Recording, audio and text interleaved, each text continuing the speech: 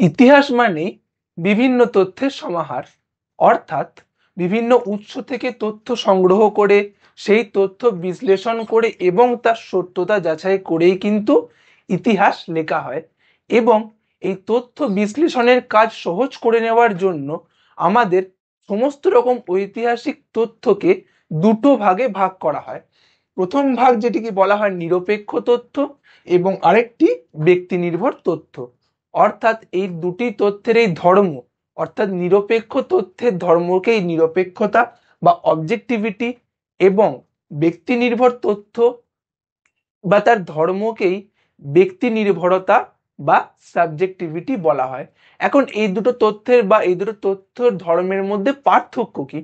না, নিরপেক্ষ তথ্য বা তথ্যের নিরপেক্ষতা হলো এমন একটা ধর্ম যার প্রভাবে তথ্যটা হয়ে ওঠে সার্বজনীন সত্য। অর্থাৎ একটা তথ্য যেটা সবার জন্যই সত্যি, তার মধ্যে কোনো রকমের ব্যাখ্যা বা মিথ্যা বা কোনো রকমের কোনো দুশ্চরিত্র নেই, সমস্তটাই সে শুধু সত্যিতে গাঁথা, ইউনিভার্সাল ট্রুথ। যেমন সূর্য পূর্ব দিকে ওঠে, বা আরো একটা যদি ভালো ঐতিহাসিক তথ্য বলি সেটা হচ্ছে 1947 সালের 15ই আগস্ট আমাদের ভারতবর্ষ স্বাধীন হয়। 1947 সালের 15ই আগস্ট আমাদের ভারতবর্ষ স্বাধীন হয়, এটা আমার জন্য সত্যি, তোমার জন্য সত্যি, এবং প্রতিটি মানুষ সে ঐতিহাসিক হোক বা না হোক, ইতিহাসের জানা হোক বা না জানা হোক, সকলের জন্য কিন্তু সত্যি। কিন্তু এবার যদি প্রশ্ন আসে যে 1947 সালের 15ই আগস্ট ভারতবর্ষ কিভাবে স্বাধীন হলো, তাহলে সকলের উত্তরটা কিন্তু আলাদা আলাদা হবে। আমার উত্তর একরকম হবে, তোমার উত্তর একরকম হবে।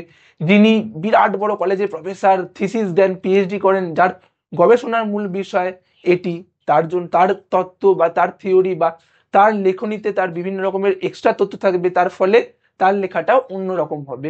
তো সেই তথ্যটিকে বলা হয় ব্যক্তি নির্ভর তথ্য।